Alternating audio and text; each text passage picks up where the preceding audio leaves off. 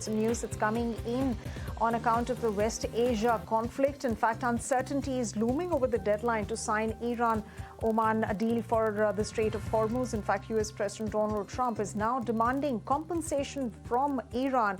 And this, remember, is for all the alleged killings of US citizens by Iran in the last 45 years. Remember, this is coming in after Iran demanded that US should be paying the compensation and penalty for the 5 months of the war. And of course, the sticking point as far as conversations and dialogue and a diplomatic solution is concerned between both the sides, that remains the ownership and the reopening of the Strait of Hormuz. That's a key sticking point.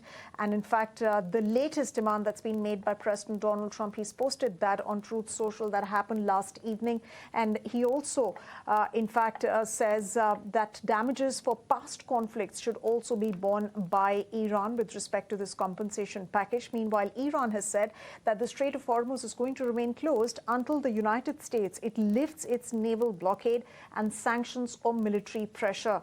And it has said that it's not going to budge to the demands of the United States because Washington has to agree for paying war reparations and end sanctions that have been levied. Now, as far as reparations are concerned, and of course ending of these sanctions are concerned, remember, ladies and gentlemen, we do note that the MOU that was agreed upon between both the sides, and of course in discussions, successive discussions between both the sides, one of the key elements has been to end sanctions on Iran and of course a package for Iran. And now Iran is once again reiterating that demand.